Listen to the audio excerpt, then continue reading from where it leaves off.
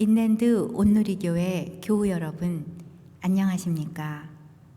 말씀으로 나를 살피고 말씀으로 주위를 돌아보며 말씀 따라 함께 걸어가는 시간, 우리 시간입니다. 11월 6일 금요일입니다. 우리 또 말씀 묵상하러 우리 다 나오셨을 텐데 기도하고 하나님 말씀 보도록 하겠습니다. 다 같이 기도하겠습니다. 하나님, 오늘도 주님 앞에 나왔습니다. 요즘 데살로니가 전서를 통해서 주시는 말씀에 하나님 함께 해주시고 우리의 삶을 돌아보게 하시고 또 여러 가지 삶 속에서 마음이 또 무너져 있고 또 마음이 여러 가지로 힘든 성도들이 있다면은 하나님의 말씀으로 위로받고 또 하나님 말씀으로 꽉 채우는 그리고 귀하고 복된 시간 될 수 있도록 도와주시옵소서. 하나님 말씀을 늘 가까이 하는 우리 성도들 되게 도와주시고 이 말씀의 능력으로 이 험난한 세상을 넉넉하게 살아갈 수 있도록 도와주시옵소서. 부족한 종 오늘도 주님께서 오른손으로 붙잡아 주시옵소서. 감사드리며 예수님 이름으로 기도합니다. 아멘. 말씀 보도록 하겠습니다. 11월 6일자 생명의 삶 본문입니다. 데살로니가전서 4장 13절에서 18절 다 같이 읽겠습니다. 시작. 형제들아, 자는 자들에 관하여는 너희가 알지 못함을 우리가 원하지 아니하노니 이는 소망 없는 다른 이와 같이 슬퍼하지 않게 하려 함이라. 우리가 예수께서 죽으셨다가 다시 살아나심을 믿을진대 이와 같이 예수 안에서 자는 자들도 하나님이 그와 함께 데리고 오시리라. 우리가 주의 말씀으로 너희에게 이것을 말하노니 주께서 강림하실 때까지 우리 살아남아 있는 자도 자는 자보다 결코 앞서지 못하리라. 주께서 호령과 천사장의 소리와 하나님의 나팔 소리로 친히 하늘로부터 강림하시리니 그리스도 안에서 죽은 자들이 먼저 일어나고 그 후에 우리 살아남은 자들도 그들과 함께 구름 속으로 끌어올려 종중에서 주를 영접하게 하시리니 그리하여 우리가 항상 주와 함께 있으리라. 그러므로 이러한 말로 서로 위로하라. 아멘.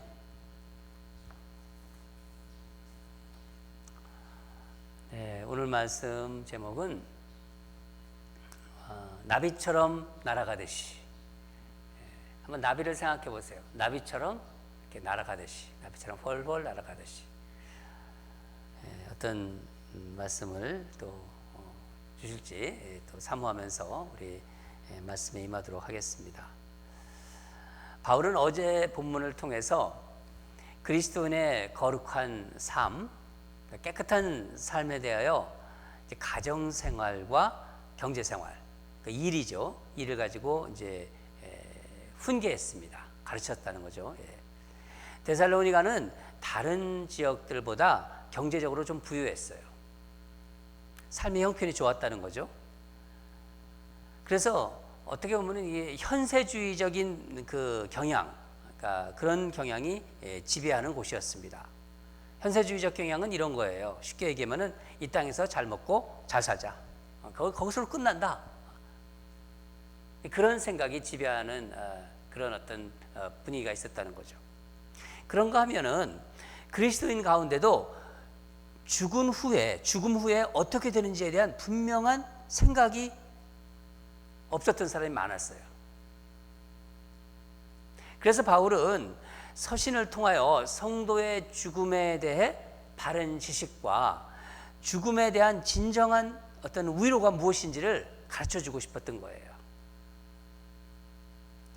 우리 본문을 다시 한번 읽어보겠습니다. 13절입니다. 시작. 형제들아, 자는 자들에 관하여는 너희가 알지 못함을 우리가 원하지 아니하노니 이는 소망 없는 다른 이와 같이 슬퍼하지 않게 하려 함이라. 데살로니가 교인들 사이에는요, 죽음에 대해 지나치게 막 누가 죽으면요 지나치게 슬퍼하는 사람들이 많았었는데, 그 이유는 예수님이 재림이 임박했는데 살아있는 동안에 주님을 만나는 그런 영광에 참여해야 되는데, 주님을 만나지 못하고 죽는 게 너무 그게 불행하고 애석하다는 생각이 있었기 때문이에요. 잘못된 종말관이죠. 그렇죠? 네. 바울은 그래서 첫 번째로 이 잠든 자들의 부활에 대해서 가르칩니다. 성도의 죽음을 잠으로 지금 표현하고 있지 않습니까? 그렇죠? 14절 같이 또 읽겠습니다. 시작. 우리가 예수께서 죽으셨다가 다시 살아나심을 믿을진데 이와 같이 예수 안에서 자는 자들도 하나님이 그와 함께 데리고 오시리라. 아멘. 여러분, 잠을 자는 사람은요 계속 잔다고 생각하나요? 그렇지 않잖아요. 얼마 후에 깨어날 것을 생각합니다. 마찬가지예요. 그리스도인에게, 예수 믿는 사람들에게 죽음이라는 것은요 자는 것으로 이렇게 표현되는데, 여기에는 부활 사상이 그 안에 들어가 있는 거예요. 부활 사상이 내포되어 있다는 것입니다. 성도는 죽어도 예수님처럼 반드시 살아나기 때문에 잔다고 이렇게 말하는 것입니다. 예수님께서도 그렇게 이런 말씀을 하셨지 않습니까? 나사로가 죽었을 때 그가 잔다, 그렇게 말씀하셨어요. 내가 그를 깨우러 간다. 또 회당장 야이로의 딸이 죽었을 때 사람들이 막 통곡하는 것을 보시고 말씀하셨어요. 마가복음 5장 39절인데 아이가 죽은 것이 아니라 잔다. 아이가 죽은 것이 아니라 잔다. 그러시면서 뭐라고 하셨습니까? 달리다굼, 소녀야 일어나라, 그런 뜻이에요. 달리다굼. 그렇게 말씀하시니까 아이가 일어났어요. 여러분, 이 말은 아주 평범한 말이에요.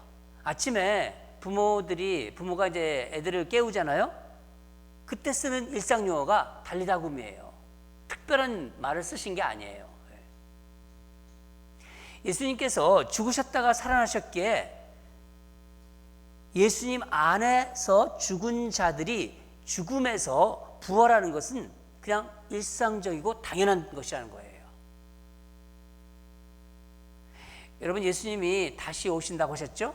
예수님이 재림하실 때 정말 제가 흥분되는 것은 이렇게 막 흥분될 것이다, 막 그렇게 생각되는 것이, 우리가, 여러분과 제가 새 몸을 입고 부활한다고 하셨어요.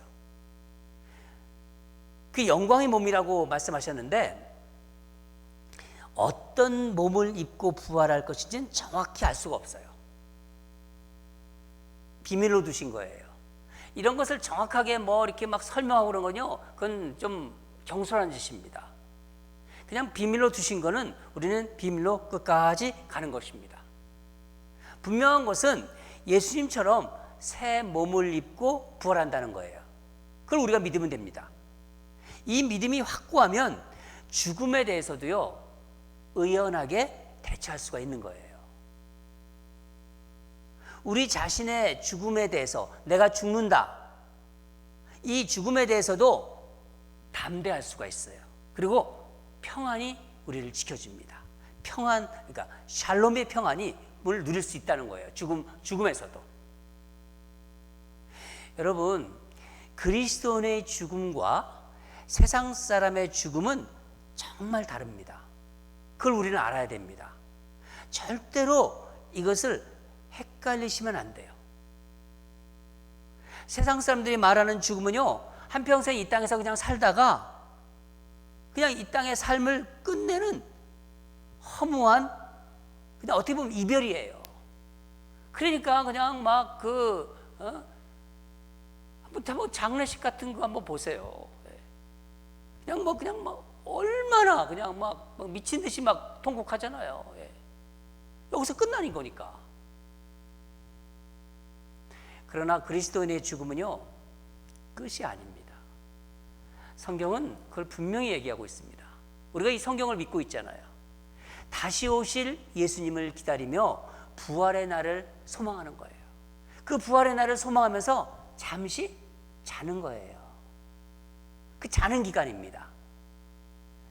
토마스 왓슨이란 신학자가 아주 재미난 말을 했는데 이렇게 말했어요.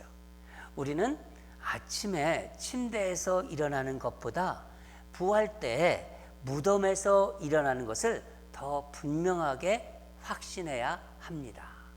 맞습니다.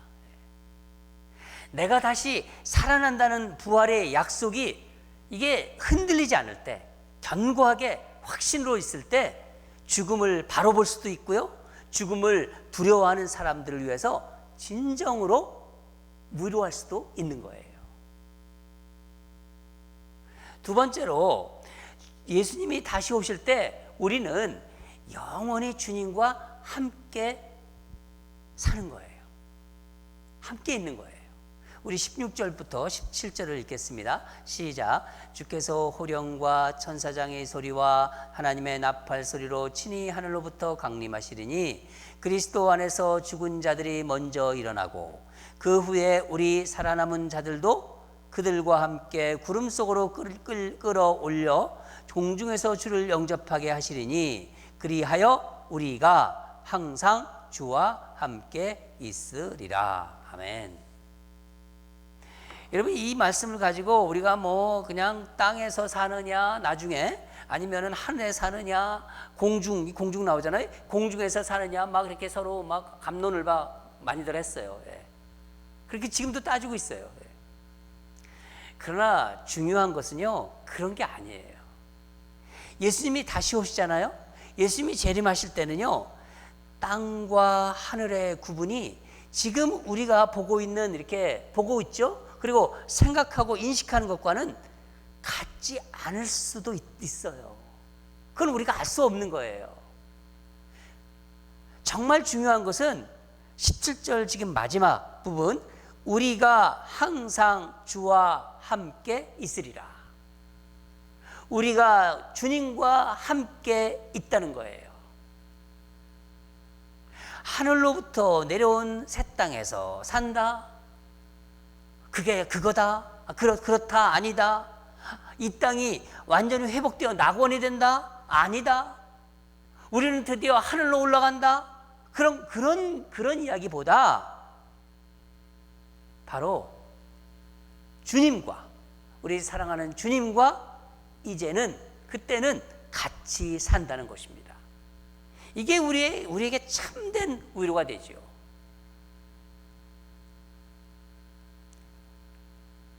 지금도 우린 주님 안에서 살고 있죠. 그렇죠? 그렇지만 이 땅에서 주님과 동행하고 함께 거하는 것은요, 사실은요, 제한적인 경험이에요. 제한적인 수밖에 없는 거예요. 그런데 예수님이 재림하시면은 지금과는 다른 정말 신령하고 새로운 몸이라고 했거든요. 새로운 몸으로 어떻게 말로 표현할 수 없는, 그러니까 주님과의 어떤 친밀한 교제를 나눌 수 있다는 거예요. 언어에 어떤 한계가 있어요. 표현할 수가 없는 거예요. 표현하려고 노력은 하지만은 거기까지라는 것입니다. 그냥 신령하고 새로운 몸으로 되어서 영원히 주님과 같이 있는 거예요. 저는 가끔 이런 생각을 합니다.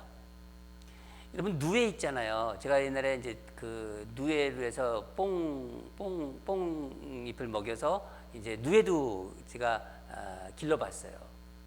그러니까 시골에서 제 할아버님께서 누에를 길렀기 때문에 제가 옆에서 그걸 많이 도왔습니다. 누에가 꼬치 안에서 살다가 나중에 꼬치를 깨고 나비처럼 이렇게 날아가잖아요. 나비처럼. 나방이 돼서 날아가죠.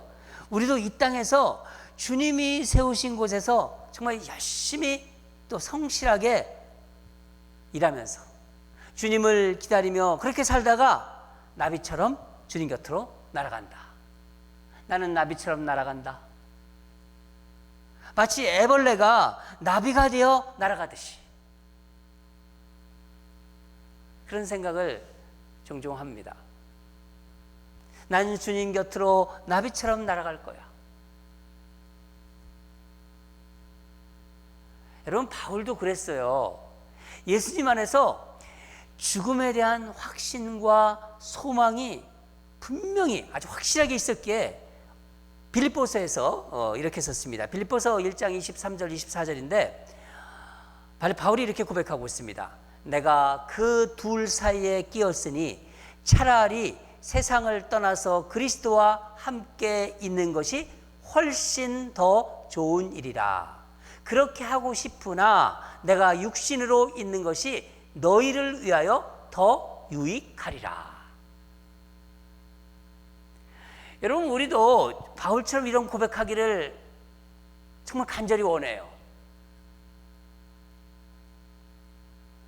어떤 때는 문득 이런 생각이 들지요.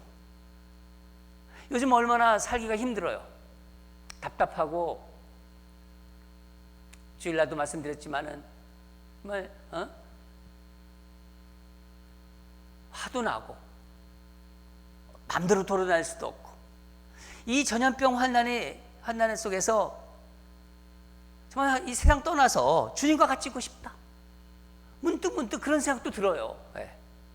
그러다가도 육신으로 이렇게 있는 것이 나의 사랑하는 가족이나 사랑하는 교우들, 하나님을 섬기라고, 그러니까 하나님이 이제 섬기라고 곁에 세워주신 그런 사람들에게 유익하기에, 내가 이렇게 육체적으로 살고 있는 것이 유익하기에 나는 이곳에서 열심히 성실하게 살겠다. 그러다가 주님께서 부르실 때 나비처럼 훨훨 날아가리라.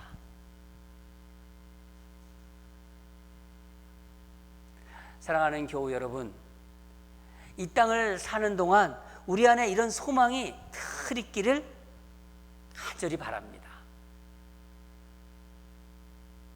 이 땅에서도 주님과 교제하지만은요, 먼 훗날 주님과 얼굴을 마주보며 함께 있을 그날을 생각하면서 서로 진정으로 격려하고 사랑하고 위로하며 함께 만들어가는 공동체, 함께 만들어가는 이 땅의 아름다운 신앙 공동체가 되기를 주님 이름으로 간절히 축원합니다.